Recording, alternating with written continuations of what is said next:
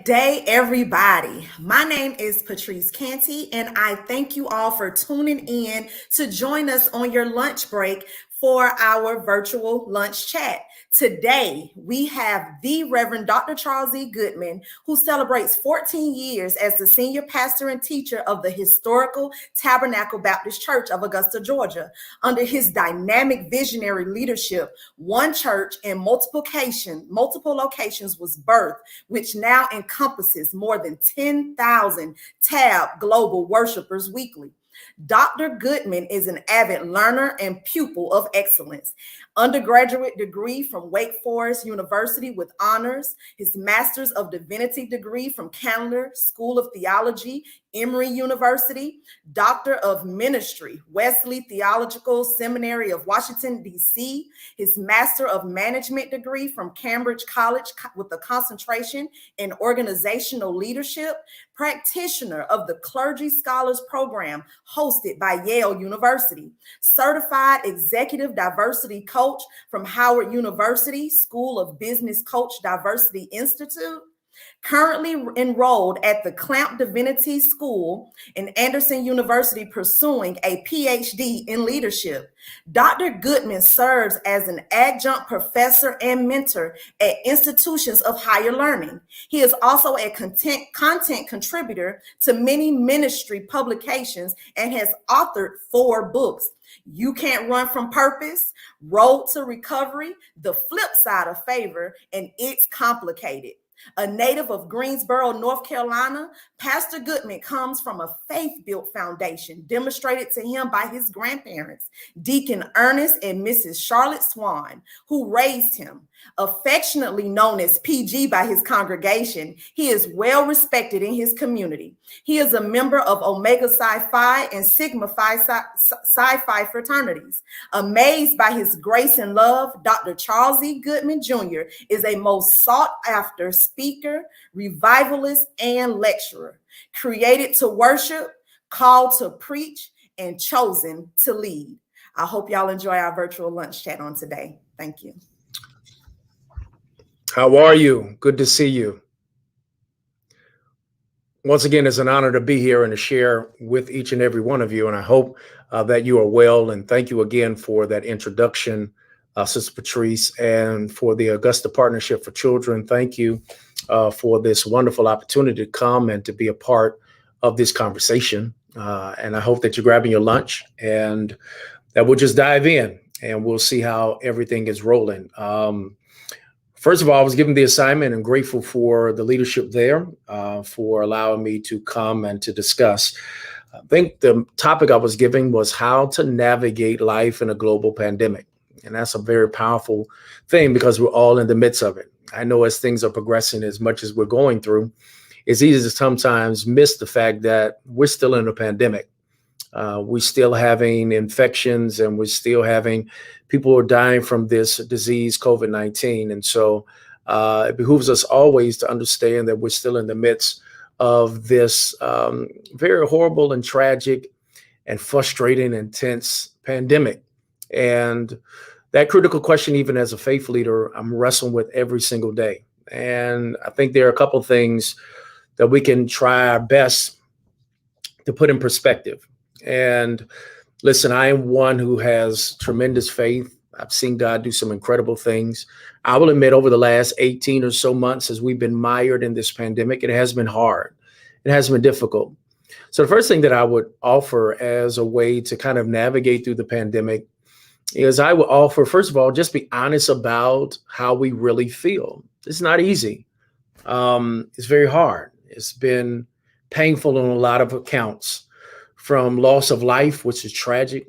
I know numerous people who've lost loved ones because of this pandemic, but also a shift of life. Things change drastically and dramatically.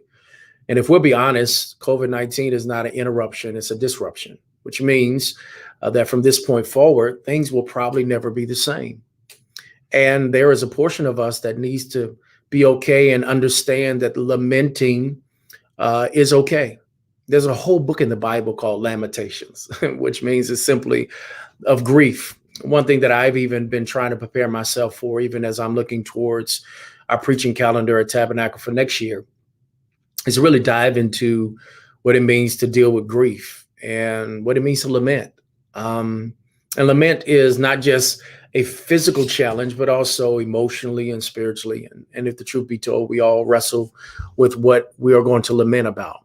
And so I want to just offer that first thing that we need to do is just be honest about that moment and how emotionally draining it is, how tough it's been.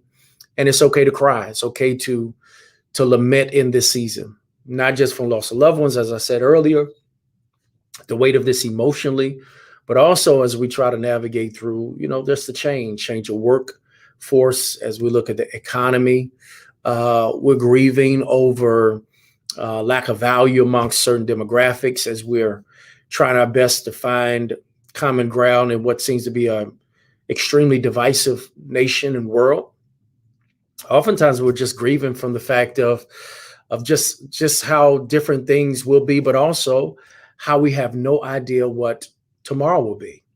I mean, I can tell you from personal experience, part of my greatest challenge during COVID is that it really forced me to understand that many times I have to get to a space of being okay, not being okay. And also, this has robbed me of something that I really wrestle with personally. I like to be in control, and I know I'm not the only one out there. And what the pandemic has done is that it's taken from us control. It's taking from you and I the opportunity to really kind of navigate our way through this and dictate how we want to get through it. Because there's certain things that are just out of our control. We can't control the spread of this. We can't control how people will take this on. We can't control a lot of different things. And so it is very difficult for many of us, and me included, to navigate this space of trying to figure out, what do I do when I'm not in control? That in itself can be a whole conversation. And so I want to just offer, first of all, to navigate it is be honest about where you are and be okay knowing it's okay to know that you're not okay. I will also advocate in this moment that we really have to make sure that we're guarding our emotional health, our mental health as well. I'm a big advocate of counselors. I believe in Christ and a counselor. Find someone to talk to. Find someone that you can share what you're feeling with.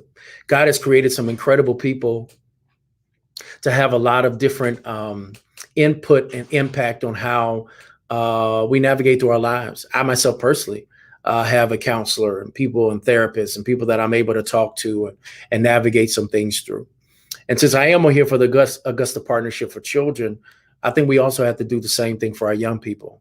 I can only imagine the mental anguish of our young people. I can't imagine all that they have been through as far as even school, social distancing, the fights that we're going through in the spaces of making sure that they're safe. I mean, there are still many of them in the vulnerable population as we're still trying to navigate the timing of their vaccination.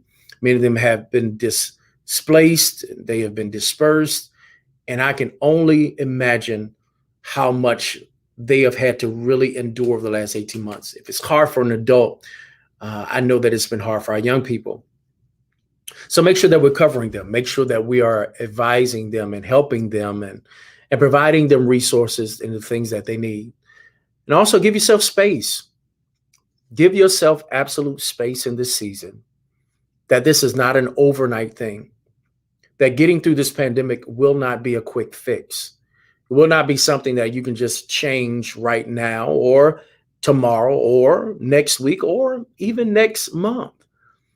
As I stated to many people that I had talked to, I thought that year 2021 would be a lot more difficult than 2020. And it's proven to be true.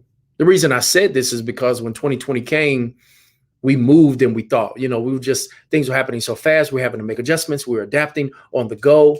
But in 2021, we felt the fall of that. We felt what that looked like and what it felt like. It's more strategic. Because in 2021, we had a greater stake. We could somewhat see what potentially the future could be. But, it still was hard to transition. It's almost, as I give this illustration, of someone who gets in a car accident. When you initially get in a car accident, they come over to you. How are you feeling? I'm all right. You're good. You think you're okay until you wake up the next morning. Your body once again gets to shift and settle in.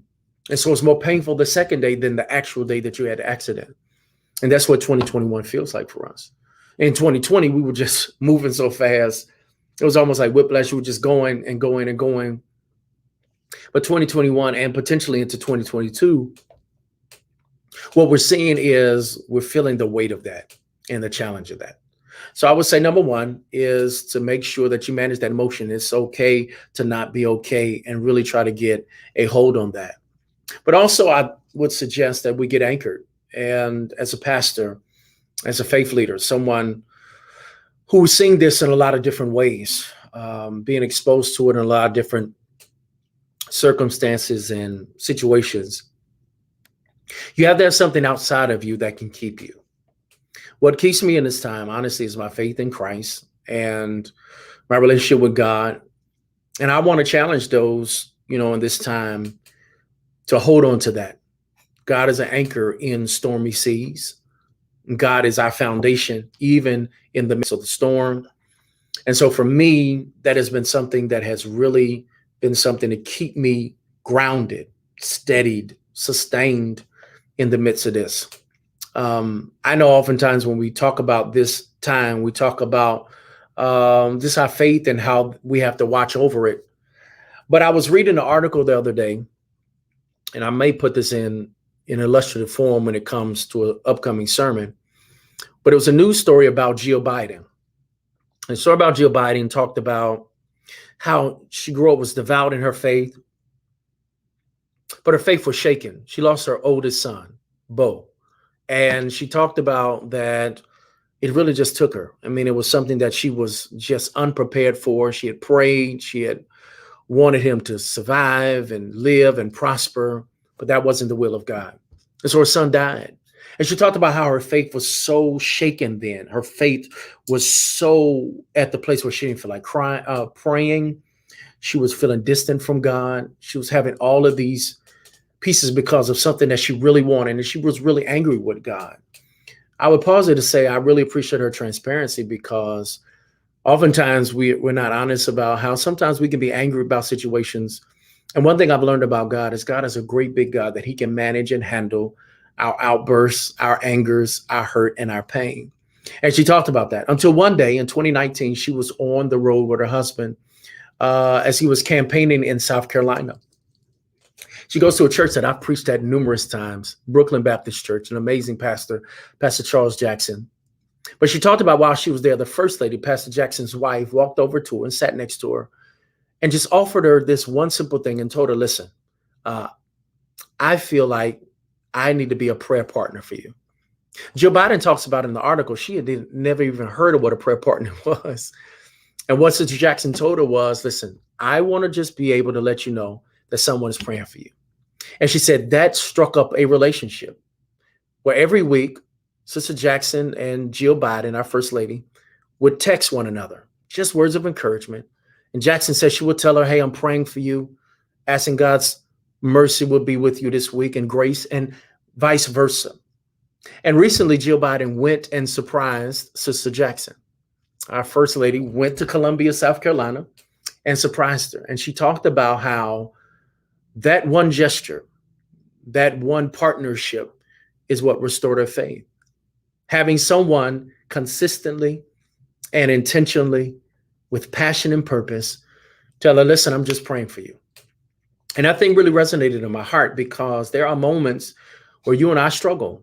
And yes, we can say we know God is our anchor. And yes, we know that things will be all right. I mean, we have this from an eschatological perspective, but we do wrestle when it's our existential perspective every single day. And what I would offer is I'm grateful that we have people in our lives like Sister Jackson was to Geo Biden, who are prayer partners, who are people who are thinking about us, praying for us, constantly helping us in moments like this. And I want you to know that it's imperative that each of us have people that we can lean on and depend on. I know in situations like the pandemic, and especially as we've been so insulated and isolated, that we oftentimes assume that we have to get through this by ourselves. But I'm grateful that God will strategically place people in our lives to just be there, the ministry of presence that can pray for us and provide us security and strength and structure, even in moments when we just don't know what to do. And so I think it's always important that we rest upon our team, not only admitting emotionally that we're not there and spiritually how it's a struggle, but also grateful for the people that God places in our lives. It was in the midst of the pandemic. It was a tough period, I'll admit, trying to figure out and navigate how could I lead our church. It was hard. Everything I had done and built and studied and learned for close to 20 some years of ministry was now changed. It was in a brand new world. And so personally, it was rough to not be able to see family and friends, to stop doing what I absolutely love when traveling to preach as much. And for me, relaxation is done in travel. I like to travel. Travel is something that I can get, kind of rejuvenated and rest. And I couldn't get none of that. So it was just a real tough time, emotionally down, physically just couldn't go to my gym, a lot of things. But randomly one time I came to the office and on my desk was a card. And when I opened up the card, it was from a person I did not know. They were actually been tuning in to our tab Global Worship Experiences and just felt compelled and called by God to send a card. I say, have the card. You may see some on the back behind me over my shoulder. And it was a simple card from a person I did not know who had been tuning in. And all the card simply said is, PG, thank you for all that you do. And I want you to know I'm praying for you. Sincerely, so-and-so. That one simple phrase, that one simple card was enough fuel and rejuvenation. I'll be honest, it was a real tough time. I don't know how that day was going to go, but receiving that card at that moment was what I absolutely needed to put things in perspective, to give me a little more fuel to keep pushing forward. But it was always good to know in that moment, someone who I did not even know was praying for me. And that's good for you and I in moments like what we're experiencing, that we'll continue to navigate through, that there are people there who are praying for us. So I would say this, make sure that you check your emotional mind, your mental mind, that in this moment be anchored. We're grateful for God and the work that is done through His Son, Jesus.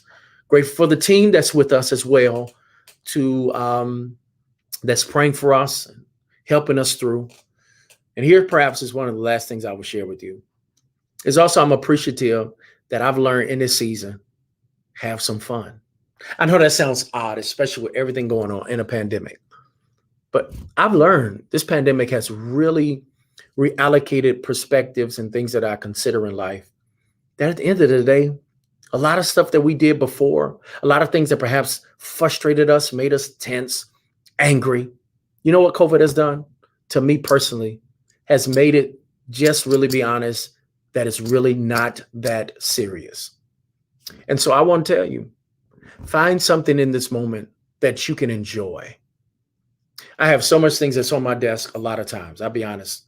And I feel a lot of being overwhelmed. But I've got a peace this year. And God has released me from the burden of thinking I've got to complete everything at once. Here's the thing. At this point, find something you want to have fun with. And if some things don't get managed that day, it's okay. You'll get back to it tomorrow. That at this time, really begin to prioritize you and things you enjoy to do. Find something that you love to do. For me personally, I love working out. So I made that something that is a non-negotiable for me. Trying to reintroduce myself back to the game of golf, which is fun. Something that I can do even in the midst of this. I know this may sound wild, but even playing video games, sometimes I just need a mental break and just want to have some fun. I don't know what it is for you, but find something that you can have fun with, something that you can enjoy. Maybe for you it's reading a good book. Find that space. Maybe there's some who say I enjoy cooking, or, hey, I want to do a wine tasting, or, hey, I want to do this, I want to do that.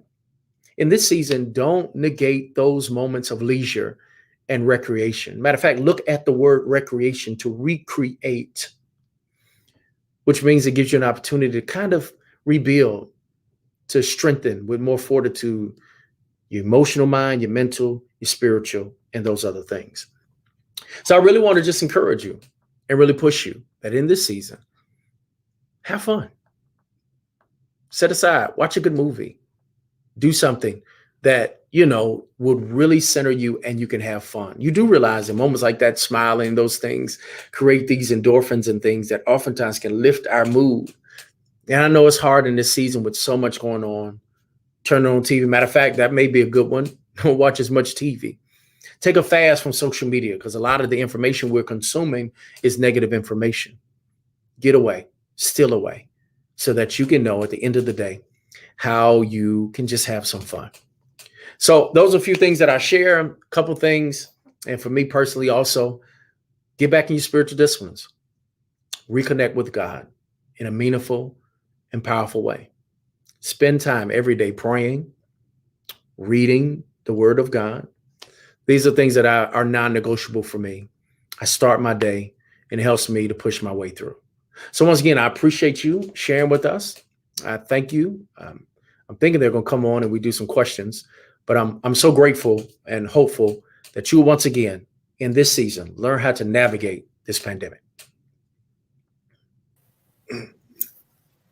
Thank you so much for that, PJ. That was very informative. That was a very uplifting word. And just to see a man of the cloth and a man that stands in your position, that also we hear that you also struggle during this pandemic. I think that that resonates with a lot of people because when we hear that a pastor said that he struggles, and he has struggled through the pandemic as well, that kind of gives us a more like, okay, well, if PG is struggling a little bit, then I guess I'm not in such a horrible space. Like we can all make it, we can all push through, and we can all get through this thing. Like you said, have fun. And that is something else that I have realized as well. You have to have fun because these days are not guaranteed. Yes.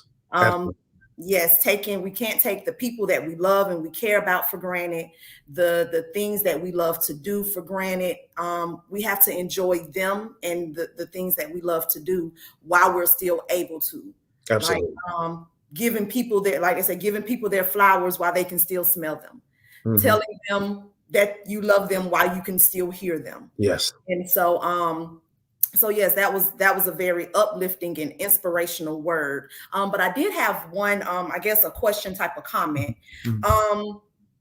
I know the pandemic has shown a lot of disparities amongst the minorities across the world. But do you feel that also, as far as like with mental health, that is also breaking down barriers surrounding mental health in the minority communities as well? Well, if I'm hearing your question correctly, what I think you're asking me is I agree. I think that we've seen the weight emotionally and mentally of this pandemic.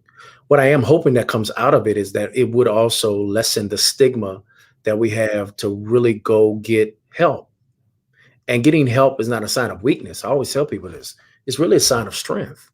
And I'm hoping and praying. I challenge my congregation. I'm big on therapy and counselors. That is not something that should be looked down upon. It's not a negative. God created some incredible people who have the amazing gift of empathy, can listen, can help us to navigate through certain things. And so even as a pastor, I have a therapist, I have a counselor, people that I talk to. And I'm hoping that through this, because of the weight of it and how it has affected every last one of us. I'm not immune because I'm a pastor from the pandemic. Neither is anyone else. So we all have been dealing with the exact same thing. And so it's something that has, once again, pushed every down to that common denominator. We're all feeling the weight and burden and pressure of this time. So what I am hoping, and we're advocating, we're pushing, is get help. And that's okay. So I'm hoping that within the context of our city here locally, we have some amazing counselors and therapists and some amazing resources that people will be able to navigate it. I think I spoke about this in the few moments that I shared earlier, is we also need to make sure that we prioritize the mental health of our children. I can only imagine how it has been for them. If it's been hard for us who are adults, think about how it's been for our kids. And we need to make sure that we provide safe spaces for them. The quarantine was hard. I have a lot of people truth be told, it really exacerbated a lot of family issues. We heard the numbers on the rise from abuse, divorce, I mean, every level. And so I think that's something that we must make sure that we do. Don't be so checked out that you're not checked in to make sure that you yourself and your children, if you do have children, are provided for. And there's some amazing partners within our community. And if you're viewing this wherever you are, there's some great resources in every community to kind of help us to navigate the spaces that have been tense, frustrating, and just downright tough, so. Yes, I agree. And like I can attest to that because I have a 12-year-old daughter, and she is involved in everything, gymnastics, sports, and all types of stuff. And so when the pandemic hit and everything was shut down, I would notice that she would just walk up and down the hallway all day. And I was like, "What's wrong, Micaiah?" And she was like, "Nothing." And then it just became it was every day, all day. And she was restless. She didn't know what to do. And she sat me down one day and she was like, "Mom, I think I need to go talk to somebody other than you."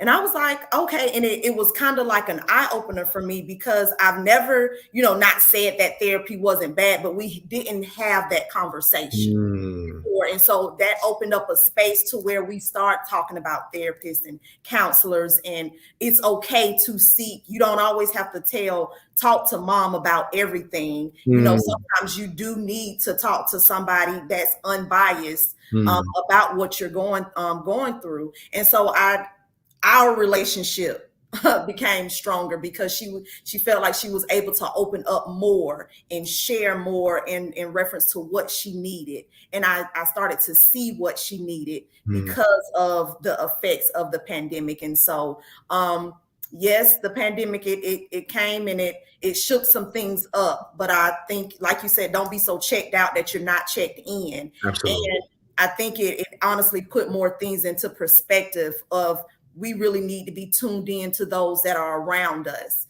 And so in some ways it sat us down so we can be in tune with those people and those things that are around us that may need a little bit more of our attention that we wasn't able to give it before because we was always in the hustle and bustle of the world and doing this and doing that and running and, all of that greatness. So yeah, absolutely. That's wonderful.